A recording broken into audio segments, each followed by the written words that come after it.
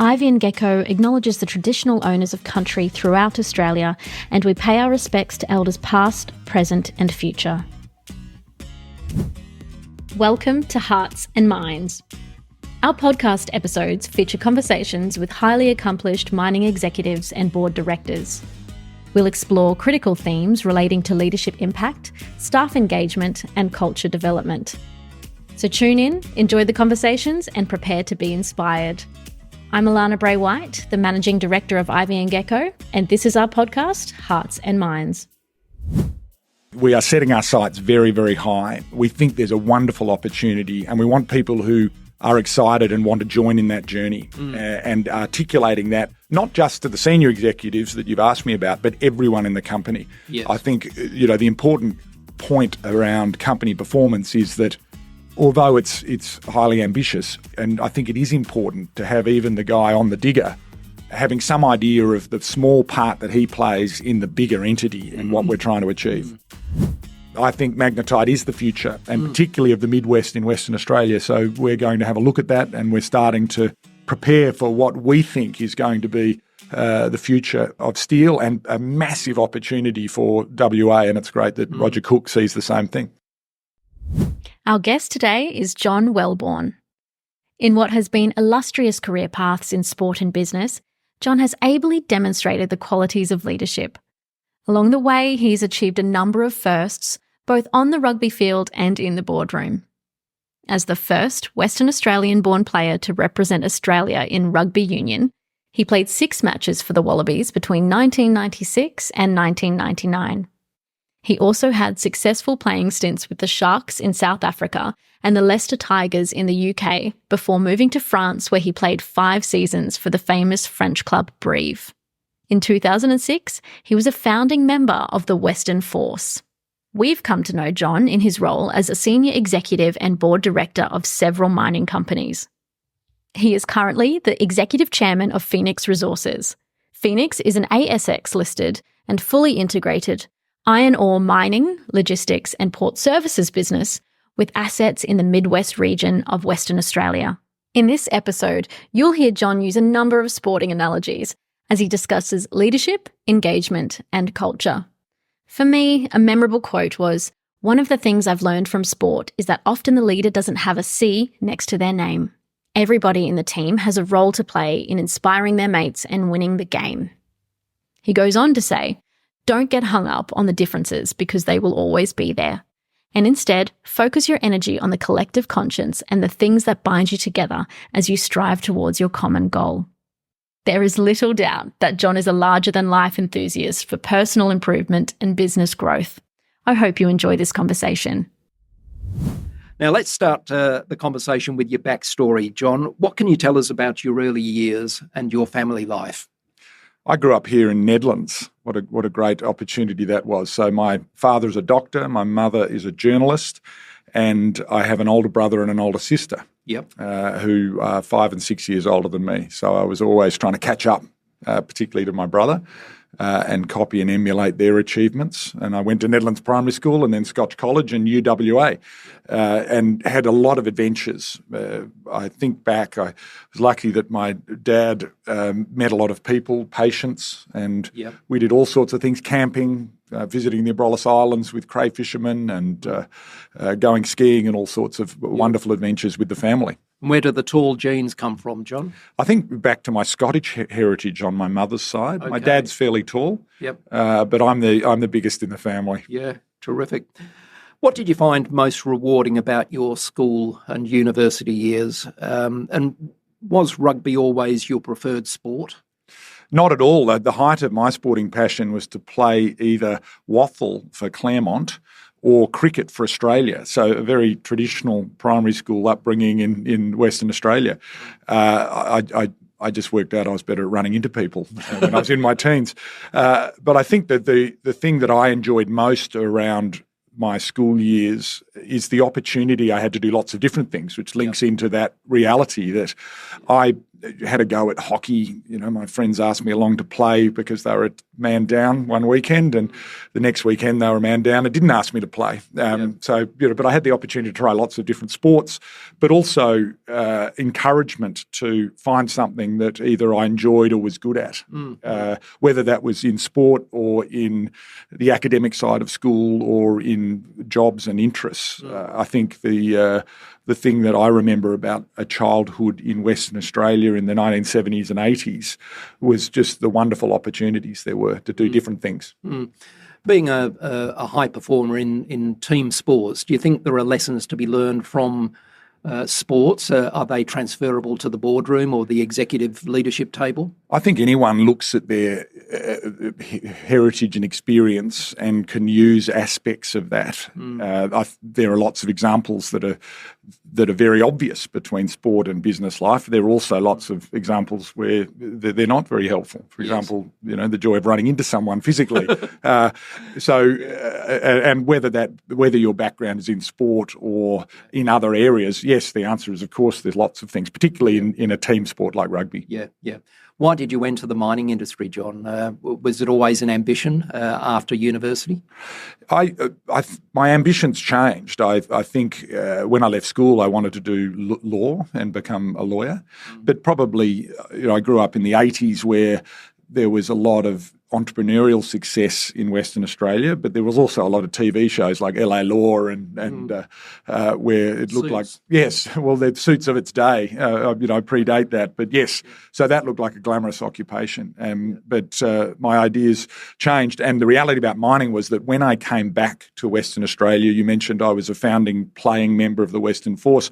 Yes. I was 35 years old, and it was time to get what my wife would call a real job. I was, and I always thought that at that stage that was going to be in investment banking. And being an investment banker in Western Australia then and now, the predominant industry is mining or mining-related fields. So I don't think it was an active choice. It was just a reality about being based in Western Australia and being, attracted to the big game in town. You're currently running a business with operations in WA, but obviously, you have a track record in West Africa. Do you miss running African operations? The adventure of Africa is enormous, as is the potential.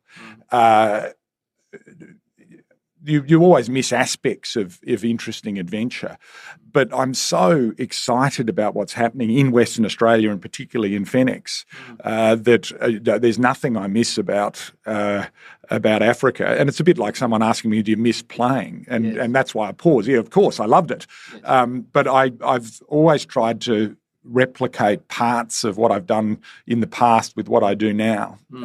So, yes, there's nostalgia. There's a lot of opportunity in Africa. But I probably went to Africa because I thought that all of the good opportunities in Western Australia would have been already exploited by the great entrepreneurs and leaders we have here. And it's been a great and very pleasant surprise to discover that, in fact, that's not the case. Yes. And hopefully we're showing that at Fenix. Yeah. In your career to date, both on and off the playing field, what are the accomplishments you feel most proud of?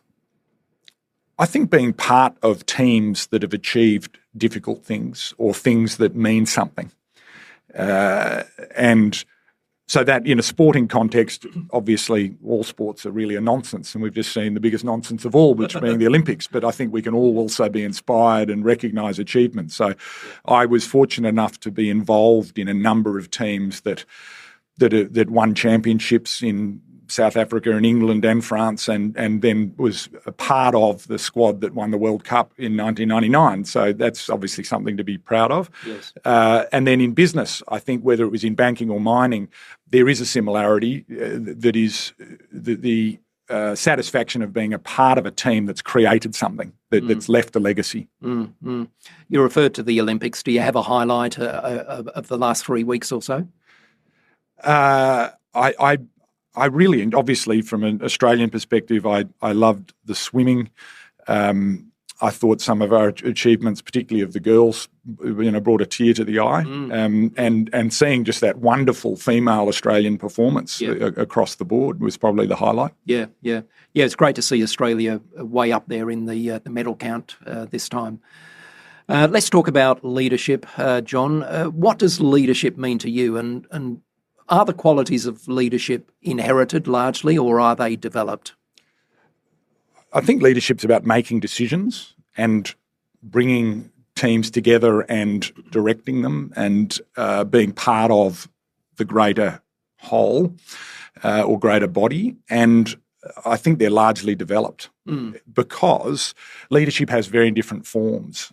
You can lead from within the pack. You can obviously, the traditional model is to lead from the front of the pack. Yep.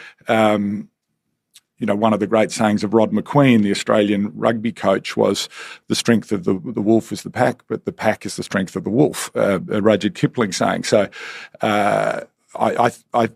everyone has leadership characteristics. That's what you inherit. But the actual quality of leadership, I think, is developed. Yeah, I agree. And I think, leadership is a set of learned behaviours. And I think most people with the right mindset can demonstrate leadership in their workplace or their family place. Certainly, it's not a position title or a rank in a hierarchy. And that's the great news for everybody. Yeah, I think, look, you asked about what I might have learned from sport. I think one of the things I learned from sport is that often the leader in successful rugby teams isn't the person with the C next to their name. And in fact, always there are a number of different leadership roles. The front row has a whole science of itself, and there'll be a leader. It might be the hooker, it might be the tight head prop, but one of those three bookends in your scrum will be leading their every behaviour, and the three of them will know who that is. Similarly, a forward pack has a leader, a back line has a leader, and then there's the bloke who tosses the coin. And the successful teams all have different roles. Yeah.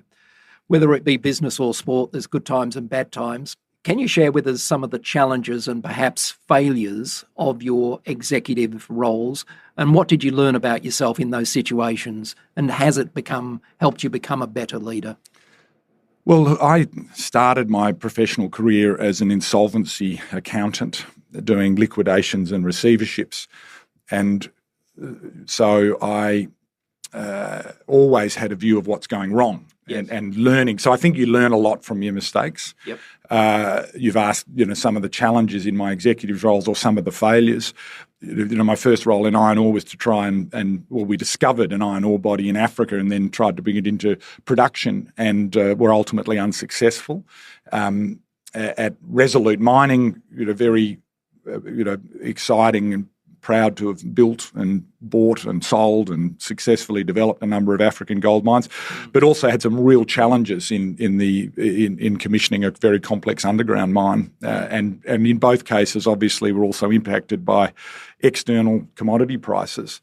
So I think there's a number of things you could learn from that. One is to try and focus on controlling the controllables and recognise what you can control and what you can't. And always have a plan B. Good advice.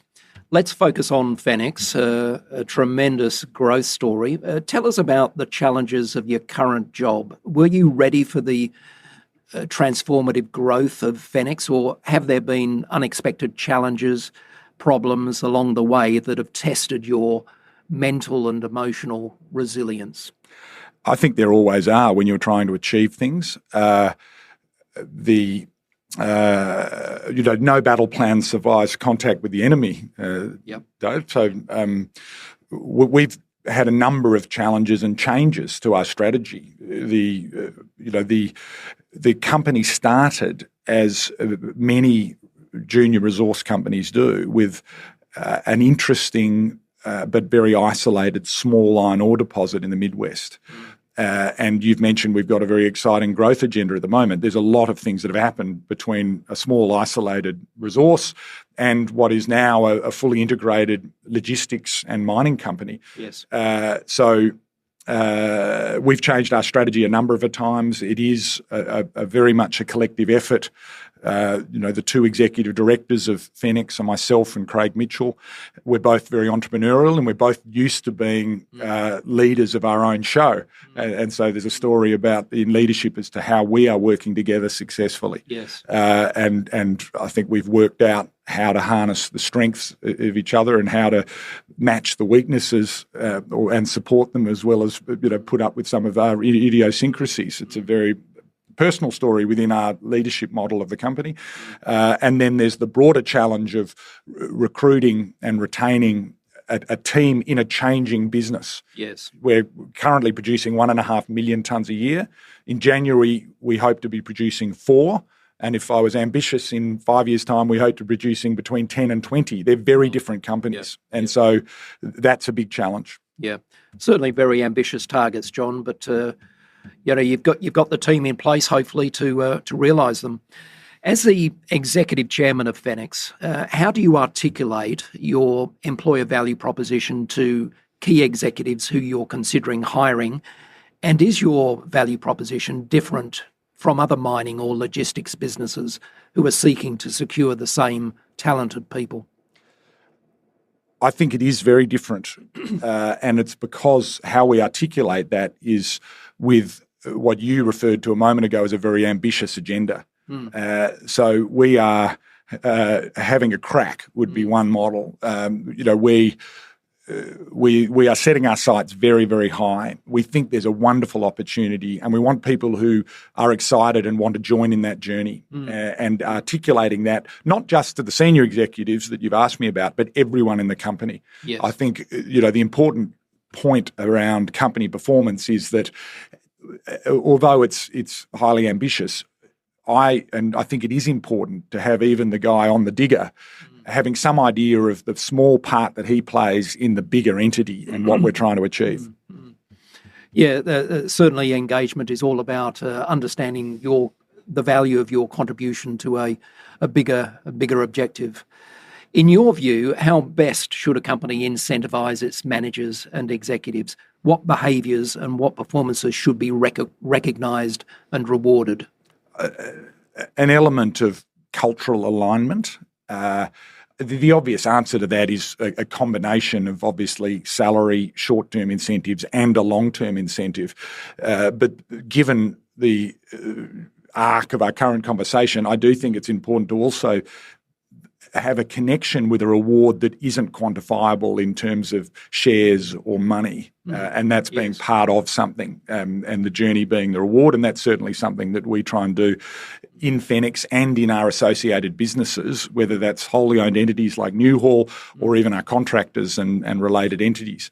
There's an element of personal reward and an element of collective award, which can also be remuneration, but also non-remuneration reward, which is around identity. You mentioned Newhall, the business that's been integrated into the bigger Fenix organisation. In terms of integrating the culture of two separate businesses, how did you go about it, and what were some of the key challenges along the way? I think the starting point is there was a natural alignment. Craig founded Newhall on the basis of 30 years in transport logistics. But he wanted a very different type of company, one that was aligned with its stakeholders. The traditional contractor relationship means that $1 the contractor wins is $1 that, in this case, the miner is incurring. And fundamental to Newhall's ethos was we want to share in success. It's a very different type of approach. And ultimately, it's led to that ultimate sharing where Newhall is part of Fenix and we're all together. That integration is really important, but it started with a common view on business, for example, in that shared success model, as well as a focus on excellence, a relentless drive to change, not just accepting that there is a way that for example, bulk haulage is done or mining is done or marketing of material is done. We are willing to question every element. So we started with some alignment, and then it's around making sure that we define that and don't get hung up on the areas where there is difference, because there always is. Yes, and good to see the Fenix and the Newhall corporate staff together in the same office space.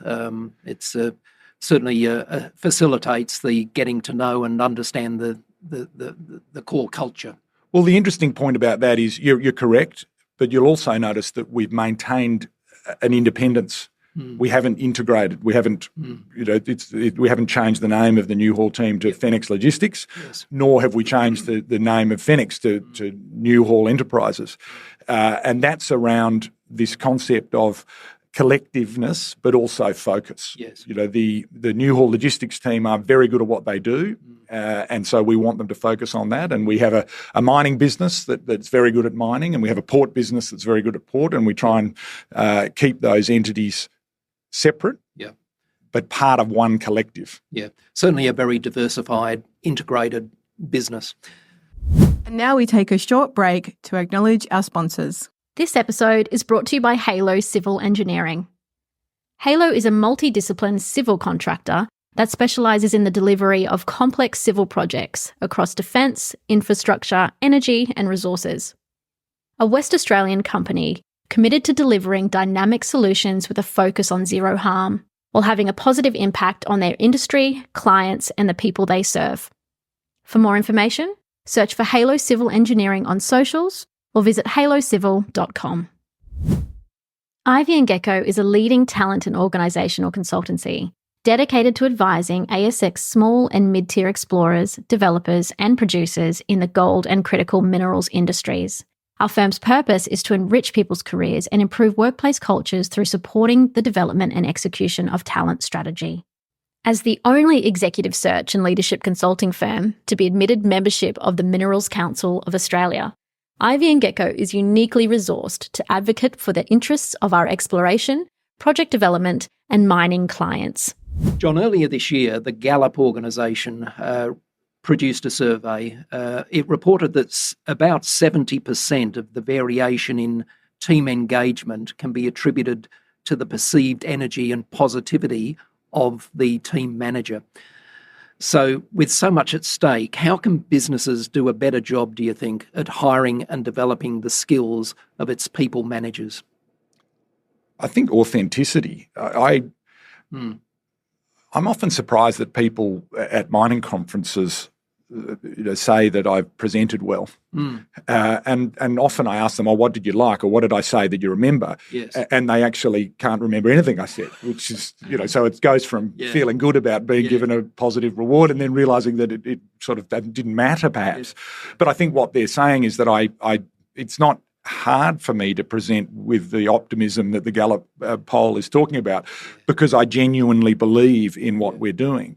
And so that's where I think you have to start, is authenticity. If you're hiring people and there's a link with the positivity of the message, then make sure that you start with something that we've been positive. You asked about, what's changed. That's why it's so important to change. A lot of mining companies, or particularly the junior resources companies, are obviously standing on top of their resource. And so they're saying to the investors and themselves and their staff, this resource is really good. It's better than everyone else's, and we think it works. Now, the reality is that a lot of investors and other people look at that resource and say, well, I actually don't think it is, and I'm not so sure. So the staff do the same thing. So what we try and do is not kid ourselves about what we're doing, and therefore you have to change. If you think that a part of your business is going to go really well and we're recruiting people to be part of that, and then for whatever reason it gets challenged, commodity price change, or we make a mistake, we have to be real about that. And I think that's the link, is authenticity.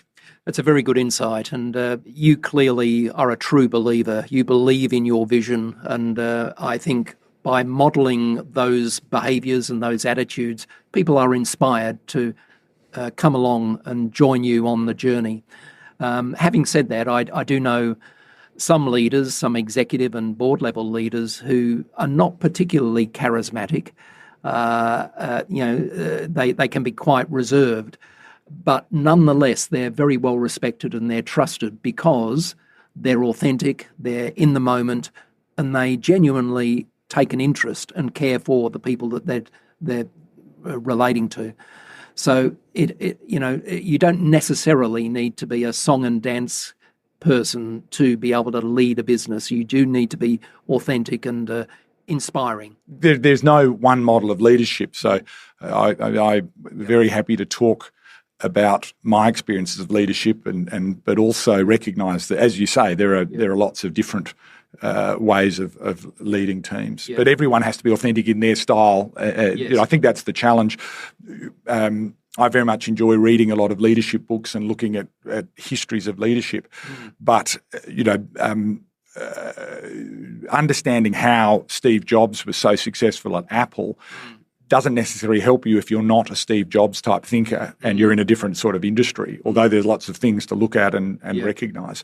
Yeah. The other point is obviously being transparent about mistakes and changing the vision where you need to without obviously chopping, and there's a balance. I think that's probably the element I was thinking about with leadership is the real difficulty of defining that characteristic is and balancing, which is you're talking about in terms of style. You don't have to be a song and dance man. You can be quite quiet and humble, still be a fantastic leader, but at either ends of that spectrum, you have to be very good at balancing. That's right. I think humility and vulnerability, being prepared to reveal your weaknesses, those qualities of leadership help to build trust.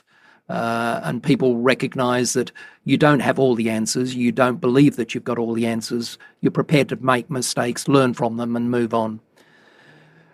John, you've been in the thick of a number of industries, investment banking, mining, and let's include sports as well. When you look at the observable features of a healthy culture across industries, are they different or are there unifying indicators of what is a healthy culture? I think there are unifying features, and one of them would be identity from the outside. Really strong cultures you can't help but notice in organisations, commercial, governments, countries, sporting teams. But also I think there is a difference between a not-for-profit charitable organisation and a contact sport team and a mining business. So the healthy culture in organisations is not one type of activity. It's a bit like the leadership model we were talking about. But I do think it's very easy. I don't play a musical instrument, but I can, if I walk into a room and a group of musicians are warming up, it's very obvious whether it's a Year 9 school band or whether it's the London Philharmonic Orchestra. And that's not just from my ears, watching the way people prepare, their demeanour, the way they're reacting to each other, and of course the music they might be playing are all observable signs of a culture of performance that is very easy to see. And I think that the music analogy is appropriate when we look at business leadership, because as executive chairman or as the chief executive of a business, you are the conductor of an orchestra. You're in charge of and responsible for inspiring people with various talents and trying to unite them towards a common purpose. John, you're in the position of being an executive chairman as opposed to a non-executive chairman of Fenix. Does this make it harder or easier for you to interface with the rest of the executive team to influence the development of culture? I think that structure in Fenix, we've got a very flat structure. So the traditional idea of having a board with a mixture of executives and non-executives that then monitor and drive the executive team outcome, which then monitor and drive various layers of management, is very traditional. We've got a very small team and we really work together as one team at the board level and in management. Now, that will change as we grow, and it's one of our challenges. In your career, John, have you ever needed to turn around a toxic culture? And if you did, how did you do it?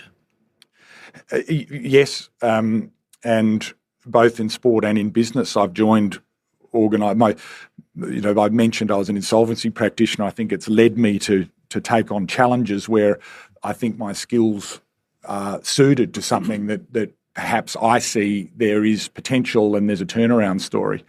I have been told by people who are close to me, why don't you choose a business that's doing well for a change rather than joining things that are in trouble. So yes, I have, both in the sporting landscape, been recruited to clubs that are doing badly, and also in business I've tended to be attracted to organisations where I think there's potential but there needs to be change and often and cultural change.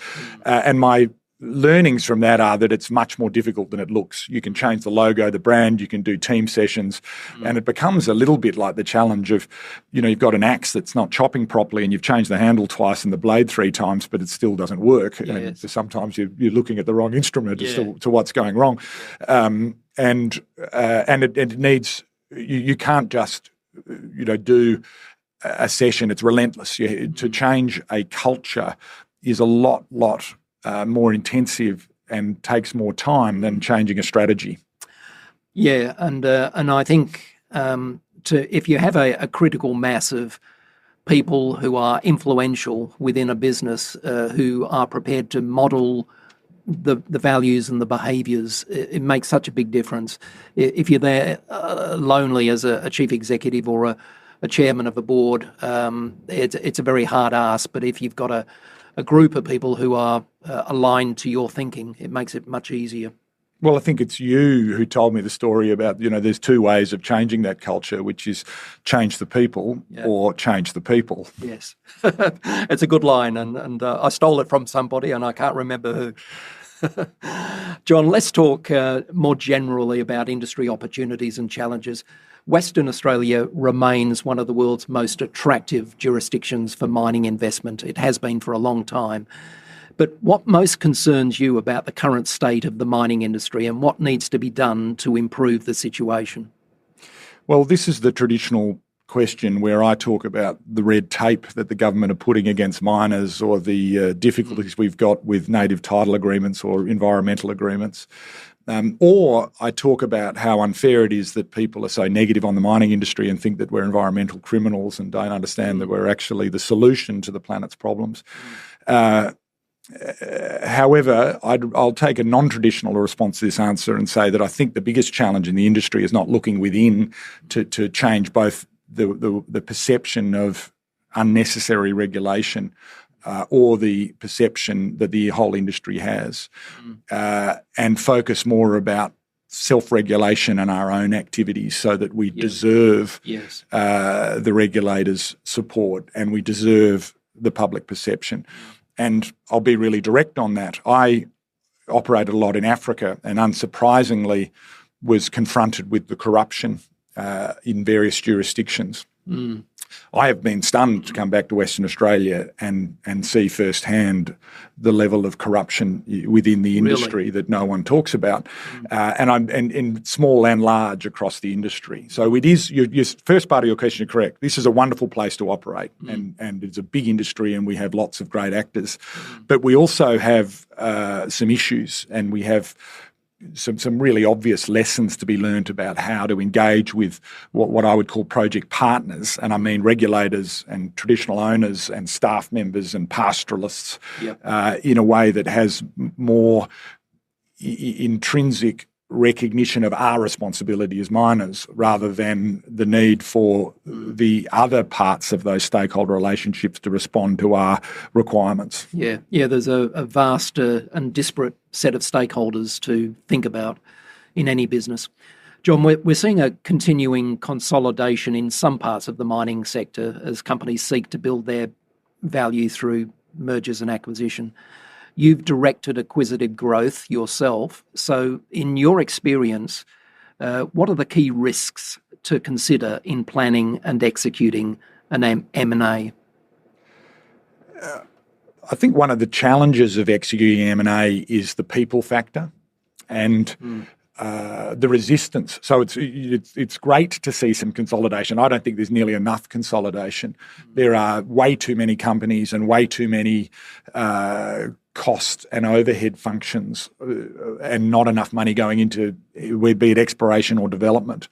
And I think one of the big impediments to that is the people factor, the fact that consolidation, and one of the synergies of consolidation is taking 2 management teams and ending up with 1.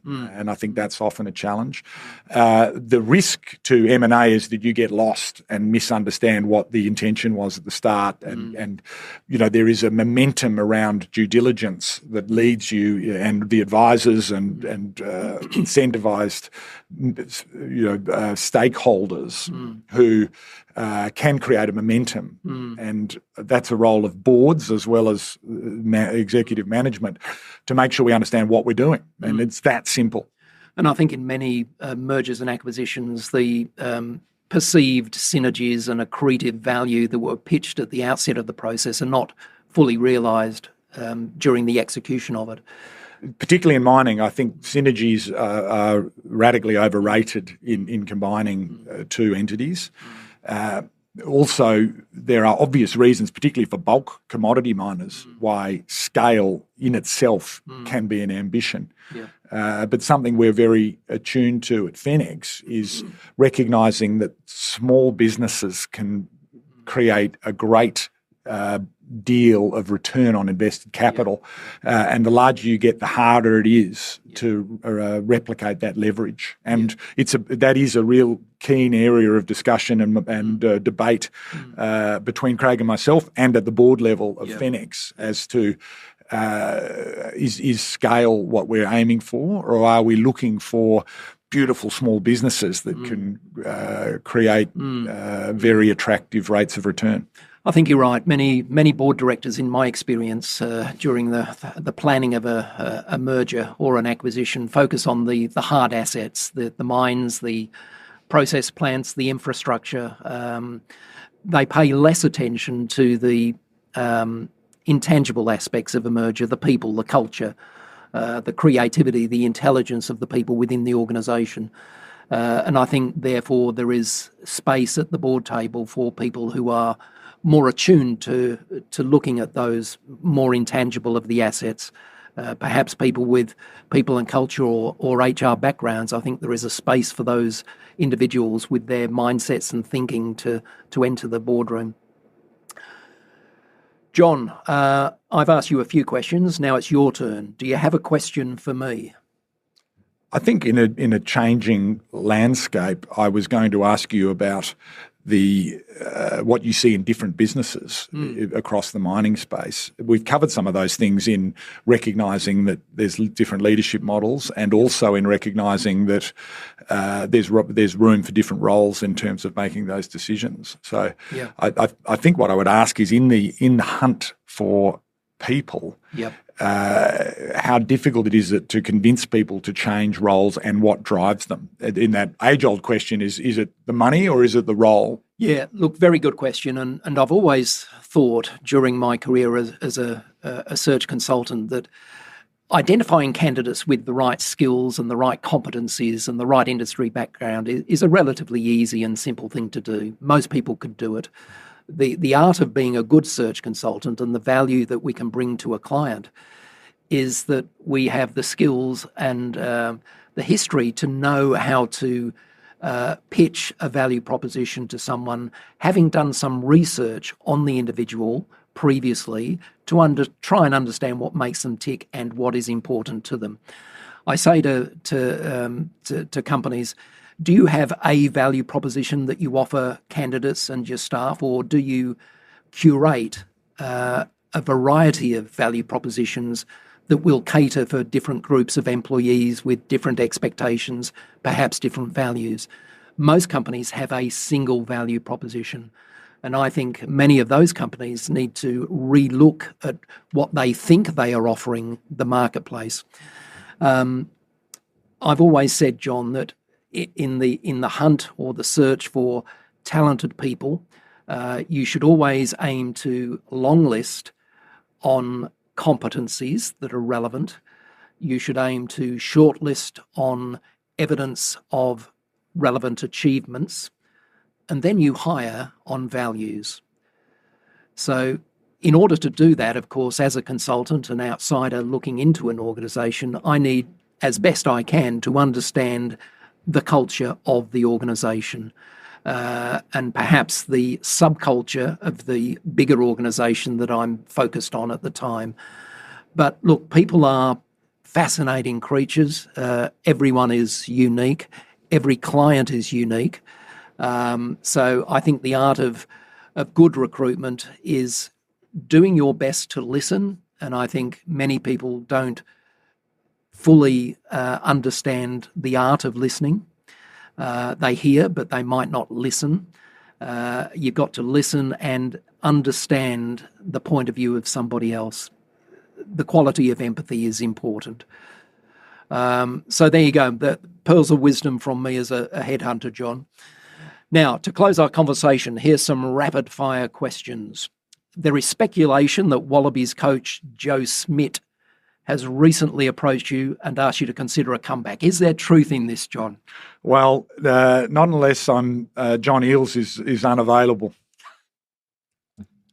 No, look, I doubt that's going to happen, and I think they've got a big challenge this weekend against the world champions. Yeah. But we've spoken about what leadership and challenge represents, and a rapid answer is I miss playing, but I'm not making a comeback. So, John, I want it on the record. What's your prediction of the scoreline for this weekend's game? I think if we can get within a score of the world champions, it'd be a wonderful result. So I'll always be going and strongly supporting the Wallabies, and we have seen some phenomenal results here at Optus in Western Australia, where the Wallabies have beaten the All Blacks. And so the great thing about sport is it might happen. Yep. But if you're pinning me down to a sport, I think it's going to be about 30 to about 20. There you go. And that'd be a great result for us if we can score 20 points against the world champions, where we're showing that we can create some stress in the opposition. Well, there you go, listeners. 30 to 20. You heard it first on Hearts and Minds. When you think about people who have shown great leadership, who is the one that you most admire and why? Very difficult, rapid question. I could go back to Alexander the Great, Catherine the Great. The people in history have achieved fantastic things. Winston Churchill. The challenge is all leaders are flawed. In what I'm doing at the moment, in the context of this discussion in Fenix, I think a great recent leader that I've had the chance to have some interaction with and would love to continue to learn from is Nev Power in terms of what he achieved at Fortescue Metals Group. So there's no one great leader. Obviously, I played with rugby with some fantastic leaders that I've learned from. What's the best business or career advice you've ever been given, and who gave it to you? Digger, it's not the people you hire that matter, it's the people you fire. And that's a quote from Andrew Forrest when Fortescue had about 100 people. It's a nice line. Say it again, John. Digger, it's not the people you hire that matter, it's the people you fire. Yeah. And he said that in 2007 to me when I was trying to start Equatorial and had 3 people and he had 100, saying, how do I go and recruit some geos and people to help me build this iron ore mine in Africa? You seem to be doing the same thing. So I don't think he's changed his model, David. Yeah, good insight. What's your favourite productivity hack? That is, what do you do each day that helps you get the most out of your day? Cancel a meeting. Sorry to say that, David. I think it's challenging when you've got a lot on. The other one, which is a subject of debate amongst the people who work with me, is not being terribly respondent to texts, emails, or modern technology communication. Your saving grace, John, is that you've got the world's best EA in Miriam, who's a delight to deal with. What have you changed your mind about recently? Well, magnetite in the Midwest. We are mining the highest grade hematite direct shipping ore iron ore body on mainland Australia, and that's working out very well. Magnetite has been difficult, and its pathway is huge capital, and up until relatively recently, I thought that was not an area of interest for Fenix, and I'm also somewhat sceptical about the immediacy of the green steel ambitions of many, including the state of Western Australia. But I've changed my mind. I think magnetite is the future, and particularly of the Midwest in Western Australia. So we're going to have a look at that, and we're starting to prepare for what we think is going to be the future of steel, and a massive opportunity for WA, and it's great that Roger Cook sees the same thing. Watch this space. What's your favourite holiday destination in Australia? The Abrolhos Islands. I think it's been described as a brutal paradise, and obviously one of the advantages of Fenix is that we have a port operation in Geraldton, which is the doorstep to this the most southern coral atoll in the world and a wonderful place to escape to. Yeah. And you mentioned you went to the Abrolhos as a young child, so it's continued to be a favourite spot. What activity bores you the most, John? I think being in meetings that have no purpose. Yes. What excites you the most? Adventure. I love trying new things and taking on challenges that might appear daunting. Yeah. And final question, John. What one word would you like to be remembered by? Good. On that note, John Welborn, thanks for being our guest on Hearts and Minds. Thanks, David. Thanks for tuning in to Hearts and Minds. If you enjoyed this episode, please take a moment to leave us a rating or share it with a friend. And don't forget to follow us and connect on social media for updates on all of our upcoming guests. I'm Alana Bray-White, and I look forward to you joining us for our next episode.